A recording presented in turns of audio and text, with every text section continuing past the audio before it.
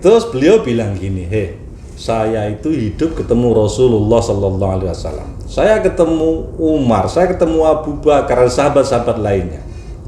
Generasi pertama ya. Saya nggak lihat itu ada yang ginian di wajah-wajah mereka. Dan kamu juga nggak lihat kan ada kapalan di muka saya, nggak ada. Itu yang negur Ibnu Umar sendiri. Ibnu Umar orang yang selalu ingin sama persis dengan Rasulullah. Saya tahu berpuluh, mungkin melihat ratusan ulama yang alim banget, alim. Yo hafal Quran, hafal hadis juga karo-karon banyaknya, menguasai fikih 4 mazhab, rajin sholat, rajin puasa.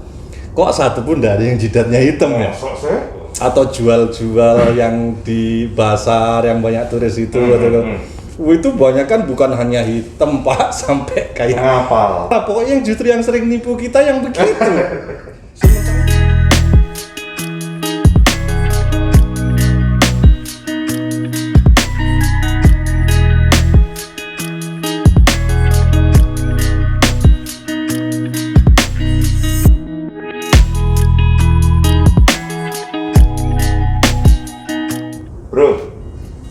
Lo kan katanya dipanggil Ustaz nih, katanya. Salah yang manggil.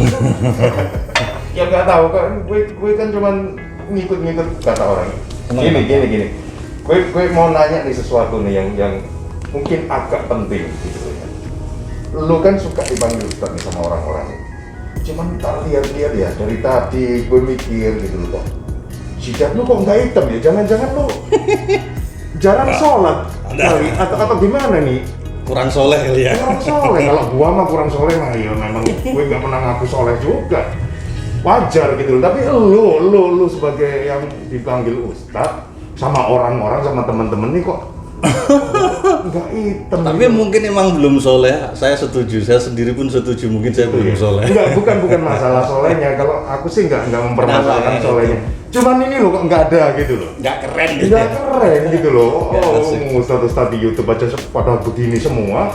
Nih, aku mau cerita ini aja. Saya sekitar ada 8 tahunan tinggal di salah satu negara Arab di Mesir dan beberapa kali juga mampir negara lain. Mesir. Nah, Dalam rangka studi.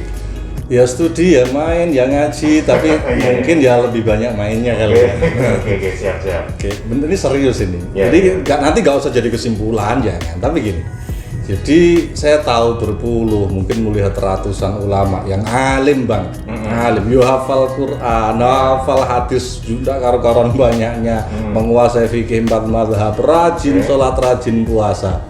Kok satu pun dari yang jidatnya hitam ya? Nah itu loh. Masa di sana sendiri nggak ada yang seperti itu?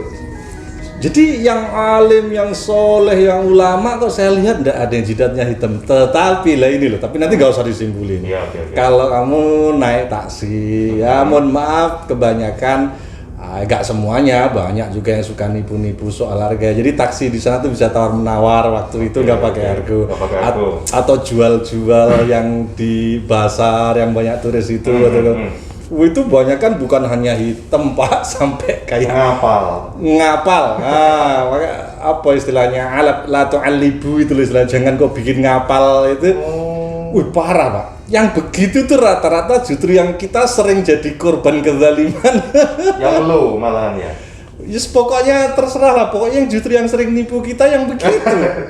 Sementara yang ngajarin kita hadis, ngajarin kita fikih, yang akhlaknya baik, yang rajin, yang hafal Quran, kok nggak ada satupun gitu. Itu tapi saya tadi bilang jangan buat kesimpulan. Itu indikator. Ya nggak usah, nggak tahu lah. Pokoknya gitu, saya cuma cerita aja. Yang bener itu gitu sebenarnya. Gini, simahum fi wujuhihim min atharis sujud. Betul. Ya terutama sih itu ya. Nah, gini. Ini juga kalau ini bisa jadi kesimpulan, kalau tadi enggak ya. Yes. Sayyidina Abdullah bin Umar atau Ibnu Umar adalah orang yang terkenal paling mirip Rasulullah dalam hal tindak tanduk, cara berpakaian, cara bicara, cara makan. Bahkan ada satu riwayat, misalnya suatu saat Nabi pernah mengitari suatu pohon yang kita nggak tahu maksudnya apa. Ibnu Umar tuh kalau lewat situ juga muter juga. Tujuannya pokoknya biar sama. Berusaha meniru semirip mungkin. Dan itu bagus sekali di zamannya, termasuk pakainya diikuti, nggak masalah.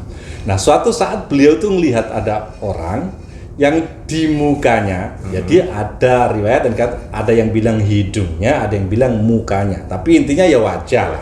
Okay. Itu ada kayak gitu itu. Ada hitam-hitam, ada ngapalnya.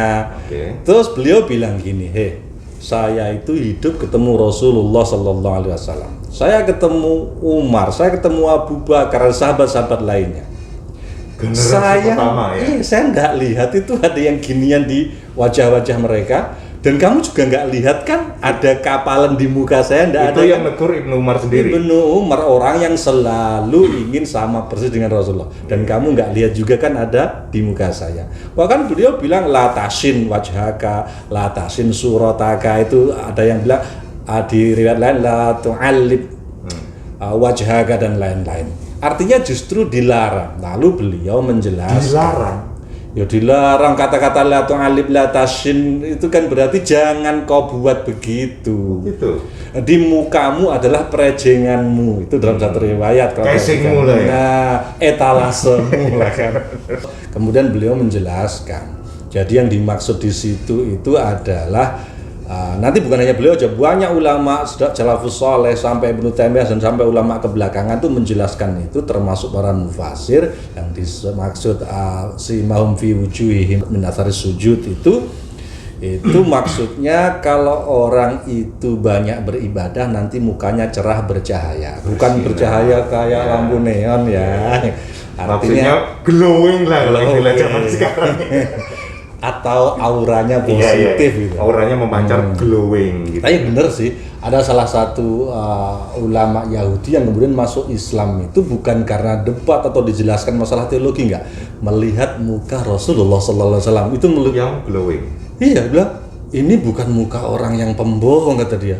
Langsung masuk Islam kayak gitu. Dan ini bisa diambil kesimpulan. Kalau yang kata-kata Ibnu Umar bolehlah kita ambil kesimpulan. Berarti, itu pun cara kita mengambil kesimpulan, kita juga mengikuti ulama ya, enggak kita sendiri. Dan ulama-ulama kemudian menyimpulkan seperti itu. Dan beliau termasuk salafus saleh. Iya. Ya. Nah sekarang jadi begini? Lo terus kok nyalain saya? Enggak, aku ini nanya. Aku takut. Saya enggak tahu. Jadi para mufasir itu termasuk Ibnu Katsir dan lain-lain nanti itu diantaranya selain mengatakan bahwa atharus sujud itu artinya adalah cahaya, kemudian aura kesalehan, itu selain itu juga mengatakan itu yang dimaksud nanti di akhirat. Itu salah satu gitu.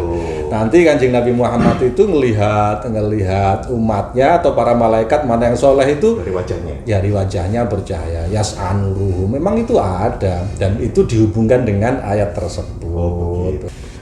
Jadi Ibnu Taimiyah dan lain-lain itu bahkan mengatakan tanda itu kadang-kadang justru tanda nifak, justru itu tanda kemunafikan kadang-kadang. Tapi Anda tidak boleh memvonis semua orang yang hitam di zatnya munafik, enggak. Barangkali dia sensitif. Ada loh orang yang sensitif kena jadi gitu. Artinya makanya dikatakan tidak semuanya. Gampang ngapal.